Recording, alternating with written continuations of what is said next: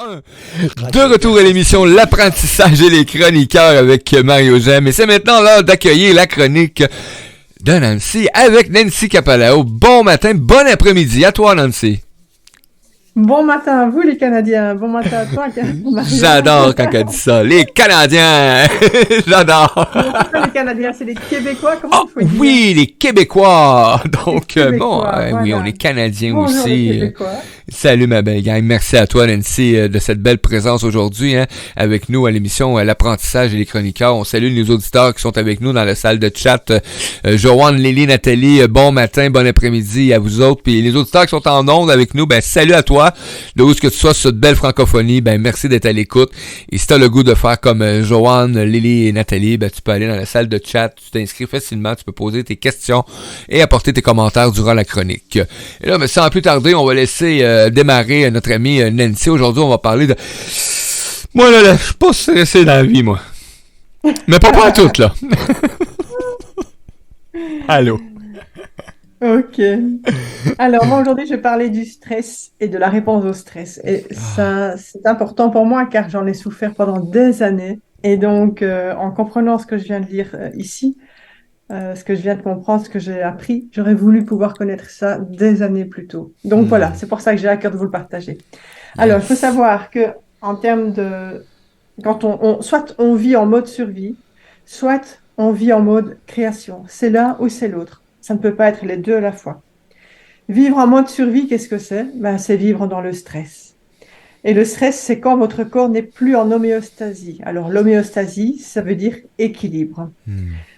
Ça veut dire que le corps est déséquilibré, il est en situation de stress. Et la réponse au stress, c'est ce que fait notre corps de façon innée pour rétablir l'équilibre, pour rétablir l'homéostasie. Donc, le stress et la réponse au stress.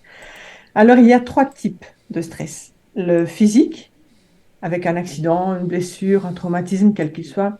Le chimique, les bactéries, les virus, les métaux lourds, les hormones, la nourriture, les gueules de bois. Oui. L'émotionnel, comme un divorce, les embouteillages, une connexion Internet trop lente, un second prêt hypothécaire, la monoparentalité. Enfin voilà, il y en a plein, plein, plein. Et chacune de ces choses crée un état de déséquilibre dans le corps. La bonne nouvelle, c'est qu'il existe un mécanisme inné qui rééquilibre le corps. Tous les organismes vivants dans la nature peuvent tolérer le stress sur une courte période. Exemple, une biche qui se fait pourchasser par une meute de loups ou une meute de coyotes, ça dépend où on vit. Et dès que la biche leur échappe, dans les 15 minutes plus tard, elle se remet à brouter, comme si de rien n'était. Oui. Elle reprend sa vie là où sa vie s'est arrêtée 15 minutes plus tôt. C'est un stress de courte durée.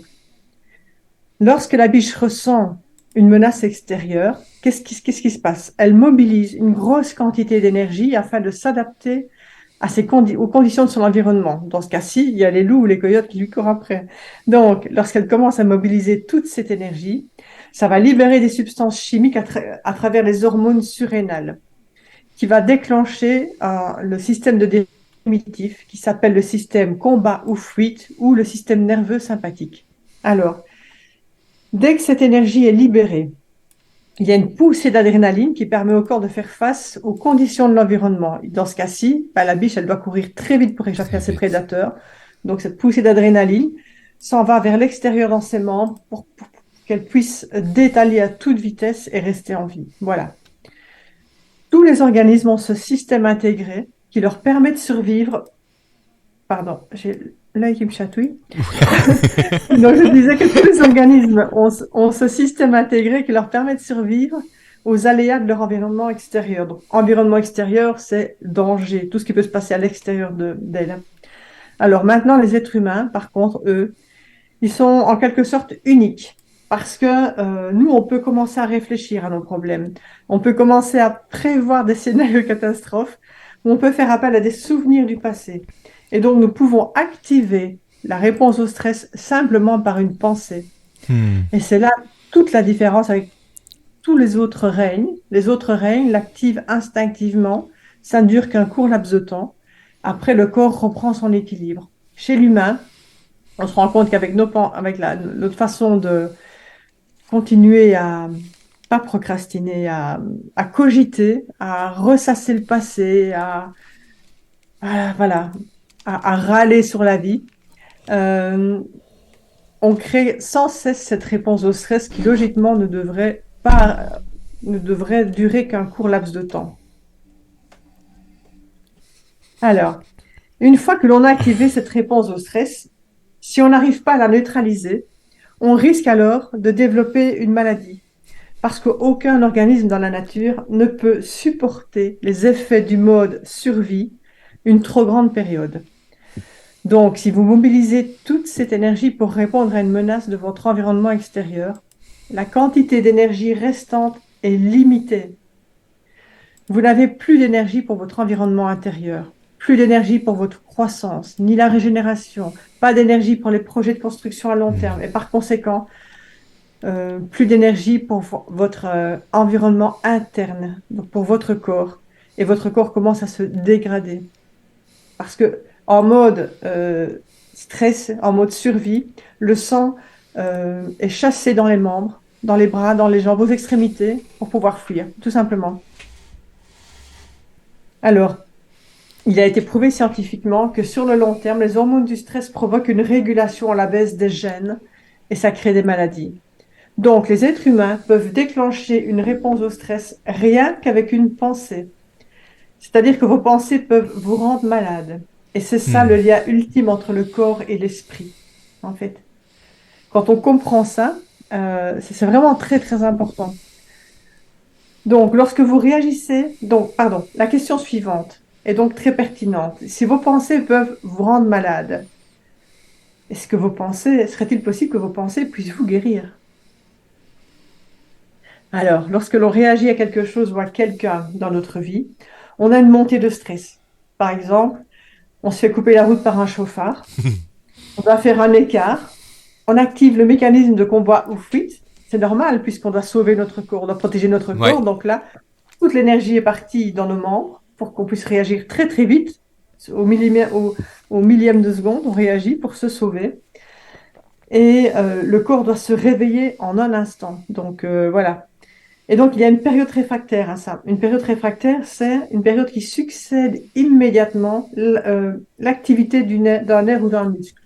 Donc ici, c'est le cas. On a eu peur en voiture, on a sursauté, on a eu un réflexe. Ça ne passe pas par le cerveau, on n'a pas le temps de réfléchir, de se dire, tiens, je pars à droite, je pars à gauche. Non, c'est un réflexe.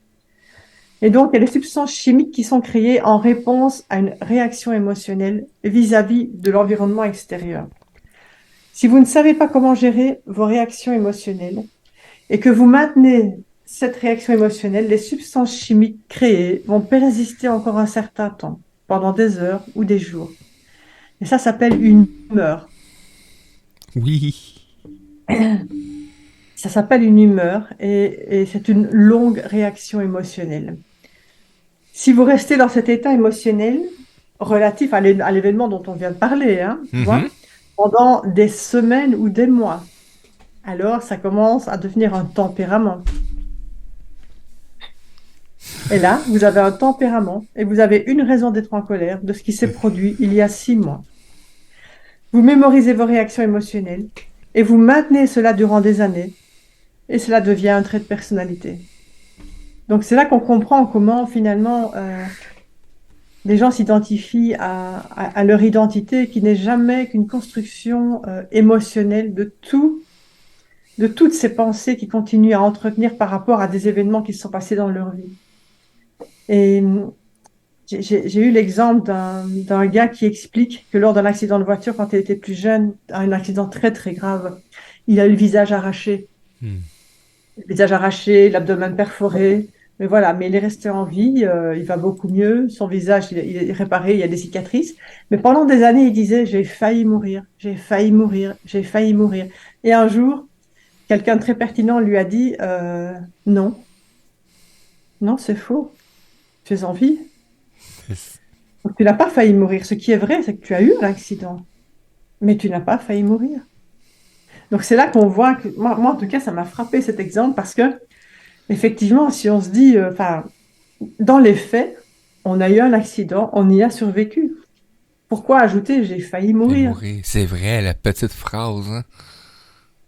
Il y a un qui Donc, me dit ça, c'est vrai, t'as failli mourir. Puis moi, je fais comme, non, en fait, j'ai ce que ça visité fait, la c'est que mort, mais je suis vivant, j'ai eu la chance de vivre. ouais. Mais voilà, les gens peuvent rester bloqués là-dedans longtemps.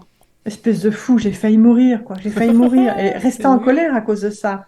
Oui. Voilà, c'est ça l'exemple que ça voulait Ouais. dire.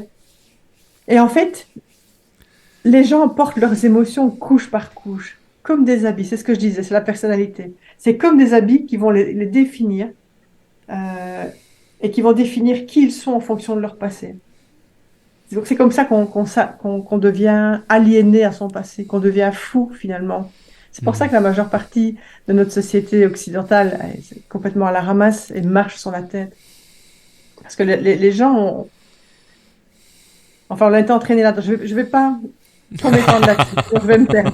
Vous allez me perdre. On Alors, reviendra. oui. Et quand cette phase réfractaire de substances chimiques provient des hormones de stress, parce que vous vivez en mode survie, il y aura toujours un écart entre la façon dont les choses semblent être et la façon dont elles sont vraiment. C'est l'exemple que je reprends. Il y a eu un accident, il n'a pas failli mourir. Sinon, il serait mort. Enfin, voilà. Et Oui. si vous agissez pendant cette période réfractaire, cela altère votre perception. Les substances chimiques modifient nos perceptions. Et si on agit durant cette période-là, vous allez dire souvent la même chose. Ah, j'aurais jamais dû dire ça. J'aurais jamais dû envoyer ce mail-là alors que j'étais encore en colère. J'aurais jamais dû Oui. penser ça. Ben voilà, ce genre de choses. Mais ça, ce sont les substances chimiques générées par nos pensées récurrentes qui font qu'on reste en mode survie pendant des semaines, des mois, des années pour certains, et qu'on ne fonctionne plus de manière rationnelle et équilibrée. On est complètement déséquilibré. Ces substances chimiques, elles nous poussent à agir comme un animal excité, en fait, possédant une grande mémoire, c'est-à-dire vivre dans la peur, dans l'agressivité et essayer de réagir aux conditions de l'environnement. Donc les gens qui sont sans cesse sur le qui-vive, qui sont sans cesse sur la défensive, Tout le c'est rien temps. d'autre que ça. Voilà, c'est rien d'autre que ça. Maintenant, les hormones surrénales. L'adrénaline qui est créée par votre réaction vis-à-vis de quelque chose de réel ou d'imaginaire, hein, donne au corps un élan d'énergie. On le sait tous, hein, une poussée d'adrénaline, qu'est-ce que ça fait? C'est wow! On a un coup de peps, on se sent plus vivant que jamais. Et voilà. Et cet élan d'énergie devient comme un narcotique. C'est comme un triple cappuccino. On commence à devenir accro à ces substances chimiques. Voilà.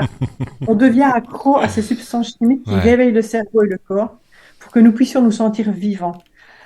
Et alors après, quid de tout ça? C'est qu'on utilise les problèmes et les situations de notre vie pour réaffirmer nos addictions émotionnelles afin de pouvoir nous souvenir de qui nous sommes en tant que personne.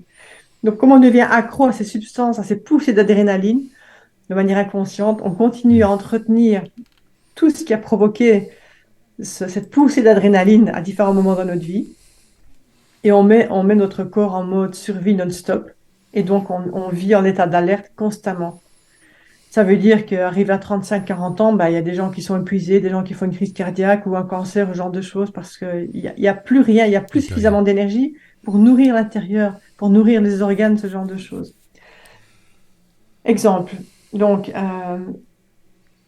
des exemples d'addiction émotionnelle, donc afin de pouvoir réalimenter tout le temps ces hormones de stress, bah, ça peut être les mauvaises relations de couple, des mauvaises relations de boulot, on va utiliser ces gens-là pour réaffirmer notre addiction à une émotion. Voilà. Parce que qui serions-nous sans le problème finalement?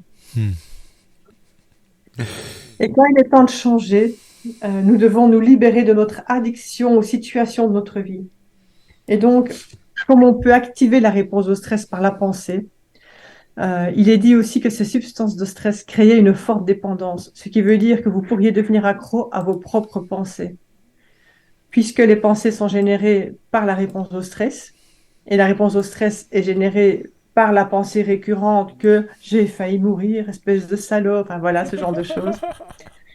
Donc, je bois un petit peu parce que j'ai la gorge très Oui, sèche. donc on va en profiter pour resaluer nos auditeurs qui arrivent et qui se connectent avec nous. On est à l'émission actuellement, la chronique avec Nancy Capallo. On parle de stress aujourd'hui.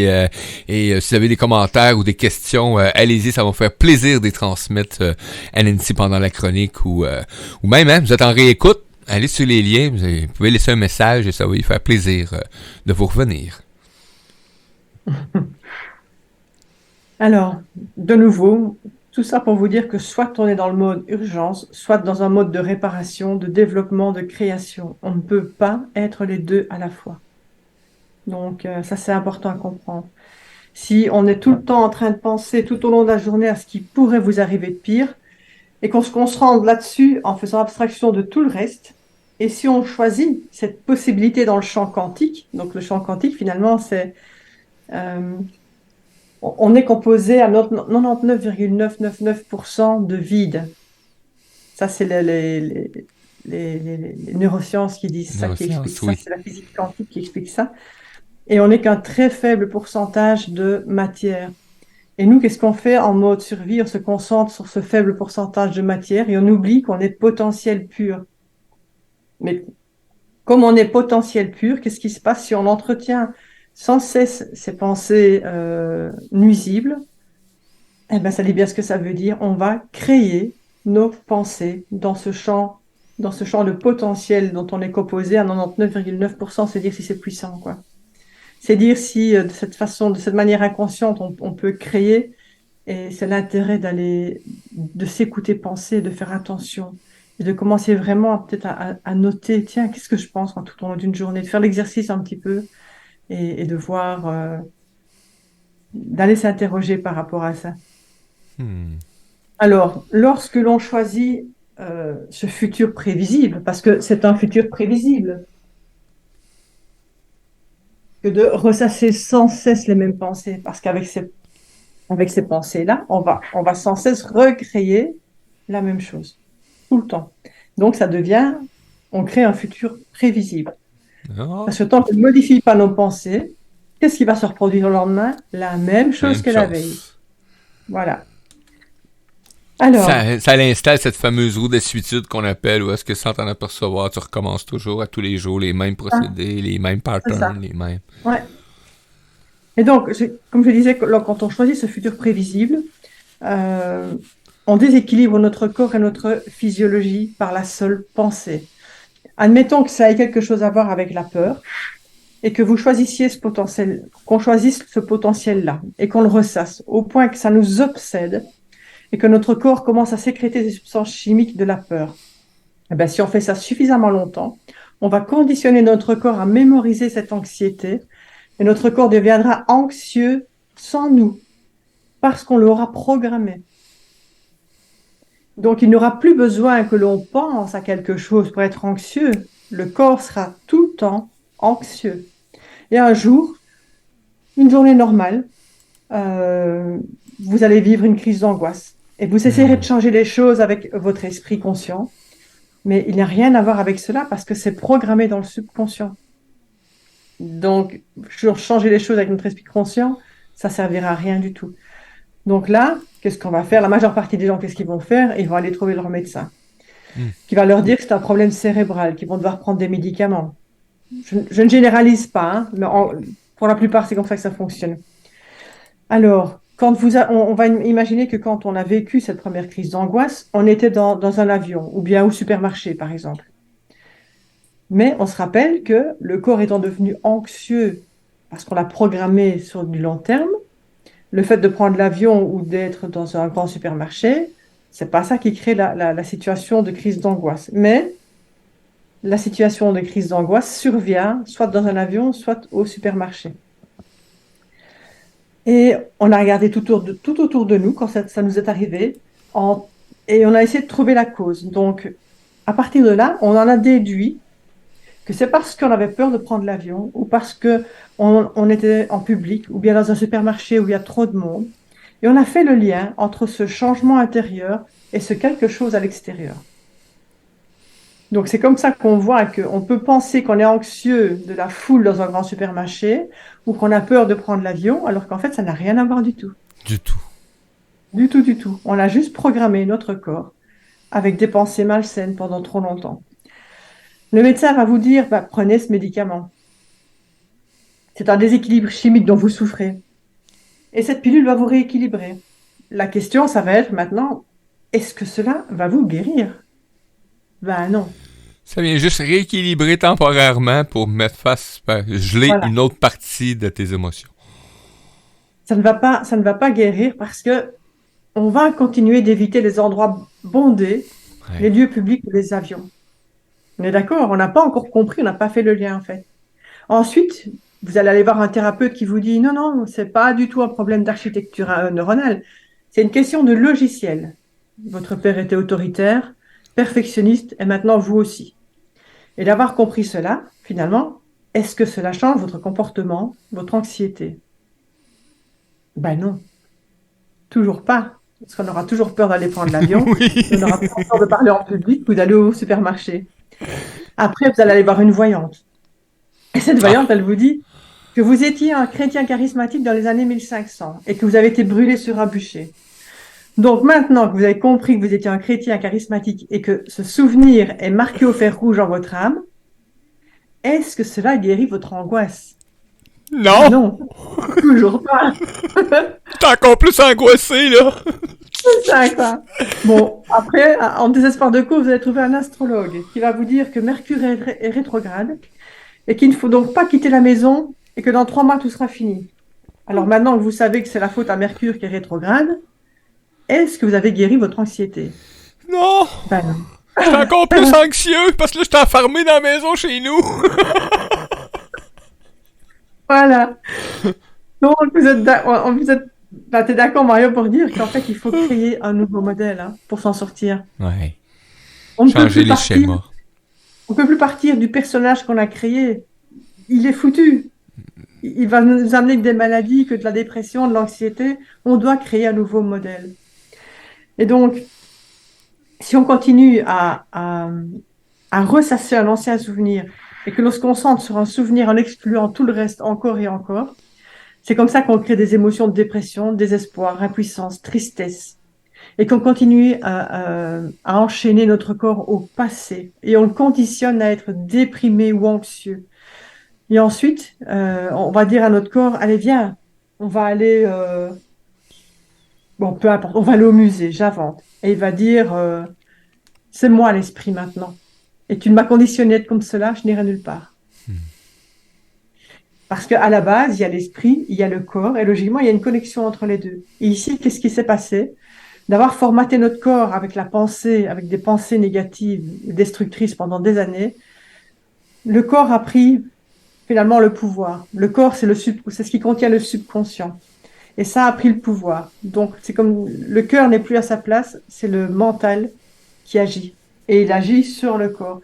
Et consciemment, quand on veut faire quelque chose, pour prendre du bon temps, inconsciemment, tout le corps va dire non.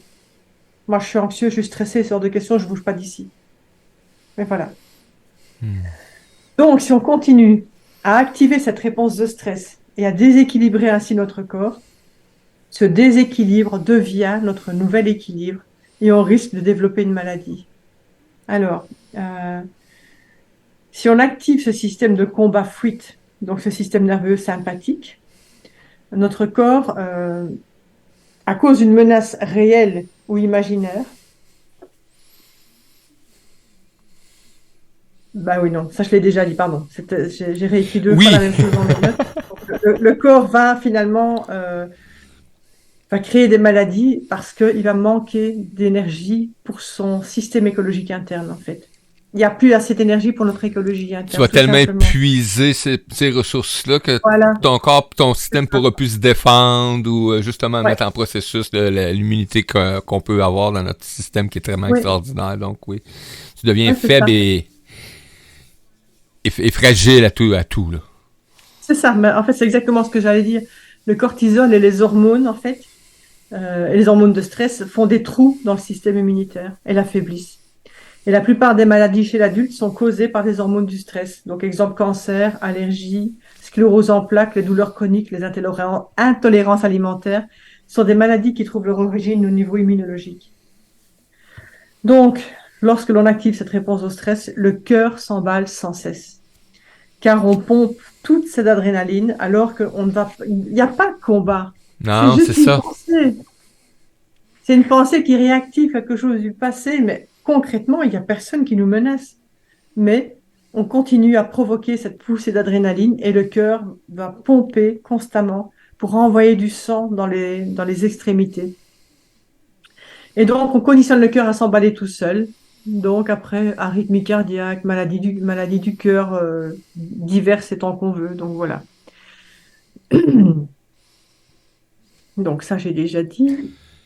Et c'est quand même spécial parce que juste quelque part, quand on commence à apprendre tout ce processus-là à l'intérieur à nous et aussi par nos pensées, etc., et qu'on réalise souvent qu'il y a des petits trucs qu'on avait dans la vie qui étaient juste par nos façons de penser ou nos façons Ouais, d'agir ou de laisser aller une situation dans ta vie qui fait que t'es rendu si magané que ça physiquement, puis que, whoop, ça se refait, hein, les amis. C'est sûr qu'on entend souvent dire à un moment donné, il y a une limite à ce que ton corps physique peut absorber, mais je vous dirais que le corps est capable de façon extraordinaire de se rétablir et de recomposer, je pourrais dire de cette façon-là, son ADN, si je peux tout à mentionner fait, mais ça. clairement, on a ce pouvoir-là. Oui, Parce que si on a le pouvoir de le détruire, on a le pouvoir de le guérir aussi. Donc, et donc, effectivement. qu'est-ce qui se passe alors? Je continue avec ce Yes! côté, justement, il n'y a plus d'énergie pour notre écologie interne. Que va-t-il donc se passer quand on mange? Et on se fout finalement qu'on mange bio, vegan, hyper méga sain. Si vous n'êtes pas dans un, si vous êtes, pardon, dans un état de panique ou de peur, vous allez transformer tout cela en peur bio dans votre corps. C'est tout! C'est aussi simple que ça! Parce que ça peut pas Voilà. être autrement! Donc, si vous voulez connaître le meilleur régime ou la meilleure alimentation qui soit, arrêtez de vous plaindre. Arrêtez de vous plaindre, tout simplement. Et accordez une pause à votre corps. Soufflez. Vraiment, quoi. Parce qu'à force vraiment de mobiliser ce système sympathique, donc le système combat-fuite, vraiment, il faut vraiment comprendre ça, quoi. S'il y avait un dessin, si je pouvais montrer un dessin, c'est que le sang est vraiment chassé dans les bras, dans les jambes, les extrémités. Et donc, effectivement, il n'y a plus rien pour l'intérieur, quoi. Et les organes n'ont plus assez d'énergie que pour tourner correctement. Et donc, et pour métaboliser la nourriture, et ça c'est hyper important, parce qu'on peut manger aussi bien qu'on veut, si on n'arrive pas à métaboliser ce qu'on mange, à quoi ça sert? Et donc, ça va Rien. conduire à des situations comme reflux gastrique, constipation, indigestion, diverticulite, parce que c'est pas l'heure de digérer quand il y a un prédateur dans le coin. Sauf qu'il n'y en C'est a pas, ça. en fait. Il n'y en a pas en vérité. Il n'y en a pas. Et si on reprend l'exemple de la biche, dans les 15 minutes, elle se remet à brouter. Le danger est parti. Elle va pas trouver ses copines pour rien. Oh là là, tu sais pas ce qui m'est arrivé J'ai il y a failli 10 minutes. mourir! J'ai failli mourir. Puis quand elle voit encore l'autre copine, elle s'arrête, elle recommence son histoire. Et 6 mois après, on la retrouve en train de parler à un autre troupeau en disant, mais tu ne sais pas ce qui m'est arrivé il y a 6 mois. Mais j'ai failli J'ai failli mourir, quoi. mourir! Les loups, ils étaient à 2 centimètres de ma queue, ils ont failli me choper. Et tu vis quand depuis ce temps-là? Et voilà. Et pendant tout ce temps-là, la biche, elle vit plus, en fait. Ouais. Alors que dans la vraie vie, la biche, 15 minutes après, elle se remet à brouter paisiblement. Ouais. Tout simplement. Et alors, cette énergie qui s'installe, donc cette énergie de stress qui s'installe dans les extrémités, il faut savoir qu'elle est liquide. Mais comme on ne l'utilise pas, qu'est-ce qui se passe? Eh ben, elle s'installe dans les tissus et ça devient la douleur. Donc, les gens qui souffrent de douleurs chroniques, qu'ils aillent voir leurs émotions refoulées, qu'ils aillent voir Ouais. les pensées qu'ils entretiennent depuis X années. Ici, en fait, les gens qui souffrent de douleurs physiques, c'est simplement des émotions emmagasinées à l'endroit où ils ressentent la douleur. Vraiment. Et moi, quelque chose que je faisais, j'avais eu la chance de ne pas trop souffrir de douleur, mais en tout cas, les quelques fois que j'avais des douleurs, j'appuyais légèrement dessus et je me mettais en état de réception en disant, OK, qu'est-ce que je ressens? Parfois, ça me fait mal, oui, mais OK, ça fait quoi comme douleur? Ça pince. Ah voilà, ça pince, OK. Et je poussais un peu plus fort pour me faire un peu plus mal, pour faire sortir l'émotion Ouais. qui est dedans. Et bien souvent, je me mettais à chialer, quoi. Et puis en colère.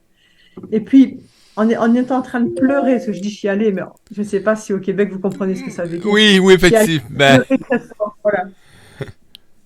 Et donc, quand on a trouvé l'émotion qui est là, bien souvent, elle va s'exprimer. Et là, moi, j'avais de la rage qui sortait. Et à partir du moment où cette rage a pu s'exprimer, eh ben, la douleur, elle s'apaisait. Et s'il y avait encore mal encore un peu après, je recommençais l'opération. Mais bon, ça se fait aussi peut-être. Moi, j'ai fait ça aussi en thérapie psychocorporelle, par Ouais. exemple, d'aller déloger tout ça. Et donc voilà. Donc si à longueur de temps, on active ce système, le sang quitte l'avant de la tête, donc tout ce qui est préfrontal ici, pour aller à l'arrière, dans tout ce qui est reptilien. Euh, et là, on ne peut plus réfléchir. On peut juste réagir. Notre perception, alors, elle s'en retrouve limitée. On n'a plus la vision claire. On n'a plus, on n'est plus cohérent, on a l'air d'être complètement à l'ouest, en fait. Donc, lorsque le corps est en état d'urgence, ah oui, autre chose. Donc, lorsque le corps est en état d'urgence, comme ça, sans cesse, est-ce que vous pensez que c'est le moment de faire un enfant? Ah ben non, il y a des prédateurs à nos trousses. On ne va pas s'arrêter pour le temps de faire un enfant, hein. Et est-ce que c'est le moment pour la création d'un projet à long terme? Ah non. Est-ce que c'est le moment pour créer nos rêves? Tu vis Ah non. plus. C'est pour ça que moi, bien souvent, dans mon entourage, quand je demande c'est quoi vos rêves? Ben j'en ai pas. Pourquoi? Beaucoup de gens me disent mais j'ai pas de rêve. Ok. C'est vrai. On va la poser la question. Avez-vous des rêves, les amis? Hein? Mais moi, pareil, hein. Il y a 15 ans d'ici, j'avais pas de rêve, J'avais hein. pas de rêve, moi. J'avais pas de rêve. Les rêves, c'est Maintenant, pour les autres. j'ai découvert une âme de passionné, mais à l'époque, parce que je vivais en mode survie non-stop, Ouais, tout le j'avais temps. pas de rêve. Oui, vivre justement en mode survie te permet pas justement de passer du temps à penser que ton rêve pouvait se réaliser ou que tu pourrais avoir des rêves Exactement. à t'accomplir, là. T'es T'as pas ben le temps trop de se préoccupé poser. par le Ouais, stress que tu génères dans ton quotidien. ouais, tout à fait. Il y a des études qui disent, en neurosciences notamment, que 95% des gens en Occident viennent consulter pour un problème lié au stress. C'est Et beaucoup, hein? 5%, ouais, et 5% des gens naissent avec un vrai problème génétique. Il faut savoir que les problèmes liés au stress créent des maladies génétiques. Ça atteint le gène. Ouais. Et donc, de plus en plus, on va voir des gens qui souffrent de maladies génétiques. Mais en réalité, il n'y a que 5% des gens qui viennent au monde avec ça, en fait. Donc, peut-être que ça vient d'une autre vie. À partir de là, j'en sais rien. Mais en tout cas, 95% des gens pourraient éviter cette phase, en tout cas. Cette phase, oui, effectivement. Ouais. Et donc, en fait, tous les stress de notre vie finissent par devenir du stress émotionnel. Parce que, exemple, on se casse la jambe. Ça produit un stress physique. On va prendre des médicaments pour la douleur. Ça devient un stress chimique. On ne peut pas aller travailler, cela affecte nos finances. Ça Stress devient un stress financier. émotionnel. Donc, et j'ai écrit une liste assez longue quand même d'émotions créées par les hormones de stress. Donc, les OK? émotions créées par les hormones de stress sont liées à la colère, la Hmm. frustration, l'hostilité, l'agressivité, la haine, le jugement, la peur, l'anxiété, l'insécurité, le sentiment de manquer de valeur, la tristesse, la douleur, la souffrance, la culpabilité, la dépression. Toutes ces émotions résultent des hormones du stress. Ça a toutes des C'est belles juste, énergies, ces mots-là, hein? c'est dingue. Ouais, c'est dingue, dingue, dingue. Et en psychologie, on appelle ça des états de conscience normaux. Lorsque l'on vit sous l'emprise de toutes ces substances chimiques, cela nous rend extrêmement égoïstes, imbutes nous-mêmes, égocentriques, narcissiques. On s'apitoie sur nous-mêmes, on devient suffisant, tout tourne autour de nous. Tout. On devient le centre du monde. Donc, et ça nous oblige à focaliser tout sur l'environnement extérieur, parce que c'est là que se trouve la menace. Et donc, rien ne se passe dans notre monde intérieur. Nous sommes vides à l'intérieur. Et donc, nous ne faisons que survivre à longueur de temps. Et nous sommes pourtant composés de 99,999% d'énergie et de très peu de matière. Donc, et lorsque l'on fonctionne en mode survie, toute notre attention va sur ce 0,0001% de matière, plutôt que de nous concentrer sur le champ des possibles que représente ces 99,999% d'énergie que nous sommes. Les hormones du stress nous font sentir séparés du champ des possibles, nous poussent à forcer les choses, à rivaliser. Et ces hormones nous donnent l'impression d'être faits de matière plutôt que d'énergie. Et à ce moment-là, nous perdons de vue le champ des possibles. Voilà. Le champ des possibles. J'adore le champ des possibles. Et finalement, on en revient un peu à ce que je disais la fois passée. Hein. C'est vraiment... La méditation, par exemple, permet d'atteindre ce champ des possibles. La méditation est vraiment quelque chose qui peut aider pour tout ça. Donc, je ne sais pas si tu as des questions. Moi, j'ai terminé ce que je voulais exprimer. Ben justement, on va continuer justement quand tu parles les champs des possibles. Hein, c'est de se mettre, de trouver des méthodes qui nous font du bien. Mais la méditation, là, on n'a pas besoin de le mentionner. Je sais pas combien de fois qu'on va pouvoir le mentionner qu'il y a différentes formes de méditation, mais il y a toujours une méditation qui est adaptée pour toi et ça amène un bien. Extraordinaire. Et là, souvent, l'image, moi, l'image qu'on me montrait de la méditation quand j'étais jeune, c'était celui qui était assis en position là, de la fleur lotus, là, que pour moi, c'est impossible de m'asseoir de même, là. Oublie ça. Là. Oui, moi aussi. Hein. Impossible que je sois concentré ou que je sois bien confortable dans une méditation. Quand on m'a montré, il y avait différentes façons de méditer et que on même peut être je pouvais... sur une chaise. Hein. Et je peux même être à l'extérieur en train d'être debout dans le cours chez moi et je peux être en train de méditer. Donc, et c'est ça, c'est juste de prendre le temps, consciemment, de prendre ces moments-là et de nourrir justement ces temps-là, parce que ça permet justement au stress. Tu sais, je disais ce matin, pas plus tard que ce matin, respire profondément. Ça donne de l'air aussi à ton cerveau, à tout ton corps, etc. Ça va amener et ça va libérer des facteurs ça calme stress. Le système sympathique, en fait. Hein. Hein? Ça pose le système sympathique aussi. Demain, ça évite là, d'amener justement ces petites particules-là qui sont créées, hein, ces phénomènes chimiques-là et physiques qui sont créés dans ton corps. Parce que être stressé, là, on l'a mentionné, tu l'as mentionné tantôt, à créer cette adrénaline-là, c'est supposé être juste dans les moments dangereux réels. Et là, ben, ça devient mortel pour nous autres, cet état-là. Parce que c'est pas bon. Notre système, il est en harmonie. Notre système c'est supposé être un système qui est en harmonie avec toutes ses cellules, ses fluides, son électricité. Et nous, ben, ce qu'on fait, c'est qu'on met des barrières. On coupe, on fait des barrages. Et ça, ben, la vie, des fois, on les fait pas volontaires. Là, on le disait, hein, de 0 à 7 ans, tous les barrages et les protections qui peuvent s'installer, souvent parce que c'est vraiment protecteur pour toi. Mais après, t'en fais quoi avec ça? Est-ce que tu vas continuer à stresser toute ta vie, que tu peux pas atteindre le bonheur, que les autres sont plus meilleurs, ou que toi, tout va te stresser dans la vie, le manque de tout? Ben non, faites quoi? Pauvre toi. Moi, j'ai un exemple. Ma maman a vécu comme ça toute sa vie. Ça a été un enfant battu par ma grand-mère. Et c'est quelque chose qu'elle a répété dans sa vie. Et c'était une anxieuse continuelle. Même quand ma grand-mère est décédée, elle me disait qu'elle avait peur de mourir, peur de la retrouver de l'autre côté. Oh! Et donc, ma mère est décédée d'un cancer. Et moi, consciemment, enfin, je lui parlais, je lui expliquais ce que j'avais déjà compris, mais elle n'était pas ouverte à ça. Et elle a clairement créé son cancer. Ouais. Ça, c'est certain. Elle est morte d'un cancer du poumon. Ma mère n'a jamais fumé de sa vie. Et le cancer du poumon, les poumons, c'est relié à, si je ne me trompe pas, à l'eau et au chagrin. Oui, la peine, la tristesse. J'ai un grand-oncle qui est décédé, il appelle ça noyer. Mais en vérité, tu ne sais pas noyer dans l'eau, c'est les poumons se remplissent d'eau par le chagrin, la tristesse de la vie. C'est wow! Et ma mère, c'est ça toute sa vie. Elle n'a vécu que dans son passé. Elle a perdu son papa. C'était la seule personne qui lui apportait de l'amour. Elle l'a perdu relativement jeune. Sa maman, elle était battue et maltraitée par elle. Enfin, voilà, c'était un truc, c'était une véritable folie en fait. Donc, Une véritable folie. On comprend d'autant plus ici ce que j'ai compris théoriquement, quoi.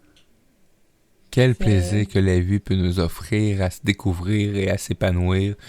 lorsqu'on est prêt, hein. De toute façon, moi, il y a bien des choses qu'on m'a peut-être essayé de m'enseigner dans la vie ou de me montrer d'être plus calme, d'être plus doux, parce que moi, j'étais très colérique, là. Moi, c'était pas long, là. C'était la mèche est courte, là. C'est pouf! Mais j'éclatais, là. Après ça, je voulais me faire aimer. Après ça, c'était, Mais c'est fou, j'adore l'expression. un petit pouf!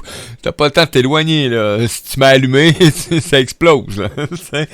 Donc, ça permet de justement, après quelques temps, le stacose, hein, on en a parlé un petit peu tantôt, hein, c'est à cause de ci, c'est à cause de ça. J'aurais dit à un moment donné que le stacose, c'est à moi. Oui, c'est ça. C'est nous qui continuons à entretenir. Ouais. Je veux dire, ma mère, effectivement, elle a été battue pendant des années, mais du moment où elle a épousé mon père, qu'elle a quitté la maison familiale, elle n'a plus jamais été battue. Mais elle a continué à entretenir tout ça. Entretenir, Plutôt que de c'est ça. profiter de la vie en se disant, mais j'ai des enfants, j'ai un mari qui m'aime, allez, profitons, quoi. Non, j'ai jamais vu ma mère avec un vrai sourire. Quand elle souriait, c'était une grimace, par C'était exemple. une grimace. Donc, elle C'est est restée incroyable. prisonnière de son carcan, du carcan de Elle sa était vie. prisonnière de ses couches Ouais. d'humeur, de tempérament, de personnalité, tu vois, c'est toutes ces émotions.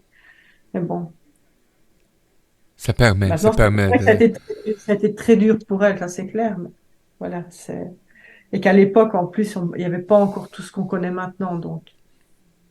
Mais bon, voilà, c'est comme ça. C'est merveilleux. Merci Nancy. On va laisser la chance à nos auditeurs si jamais vous avez des questions, les amis. Gênez-vous pas, mais comme je vous ai mentionné, vous êtes en réécoute ou, hein, sur le moment là, présent, ça vient intensément vous remettre en question, hein, des fois. Ça nous remet en question. Hein. Beaucoup de chroniques nous remettent en question. Mais tu peux prendre le temps puis communiquer avec Nancy aussi. Ça va lui faire plaisir de faire un retour sur toi, sur toi, sur toi. Tiens. Donc, on a des retours, hein, parce qu'on a vu aujourd'hui, Lynn avait reçu la semaine passée d'un auditeur qui est allé sur le groupe et a laissé des commentaires pour Lynn concernant la numérologie. Donc, allez-y les amis, les messages se rendent. Donc, c'est ça qui est important. Hey, merci Nancy. Et nous, on se retrouve un peu. Faut que je fasse attention. Le 20... Ah ben oui, le 20 mars. Lundi le 20 mars. Donc, pour une autre belle chronique, les chroniques de Nancy. Et je vous invite à découvrir les podcasts, sont tous mis en place. Vous pouvez réécouter toutes les émissions des chroniques de Nancy. Les liens sont partagés aussi maintenant dans toutes les diffusions. Donc, vous retrouvez la chaîne personnalisée, la playlist personnalisée de Nancy Capalao sur toutes les plus grandes réseaux, les plus grandes plateformes de podcasts. Donc, vous êtes libre d'écouter, tout simplement. Merci Nancy. Hey, moi, je te dis à tout tantôt. On se revoit, hein, dans 2 semaines. Et je dis aux auditeurs,